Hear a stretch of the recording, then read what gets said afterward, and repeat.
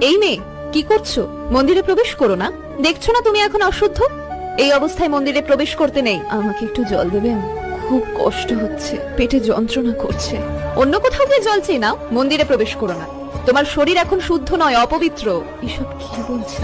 যেই সতীচ্ছেদ হতে সমস্ত বিশ্ব সংসার সৃষ্টি, যে অঙ্গ প্রত্যেক নারীর গর্ব হওয়া উচিত, যে ঋতুস্রাব একটি মেয়ের মাতৃত্বের স্বাদ পাওয়াকে চিহ্নিত করে, তা কি করে অপবিত্র অসুচি হতে পারে? তর্ক করো না, মন্দির পরিত্যাগ করো এই মুহূর্তে। তাহলে তো এই মন্দিরে যেই দেবী মায়ের প্রতিষ্ঠান, তিনিও অপবিত্র। সেই মায়েরও তো ঋতুস্রাব হয়, তিনিও কি তার নিজের মন্দির ত্যাগ করবেন? এসব কি বলছো তুমি? বিশ্বাস না হলে আপনি নিজে গিয়ে দেখুন।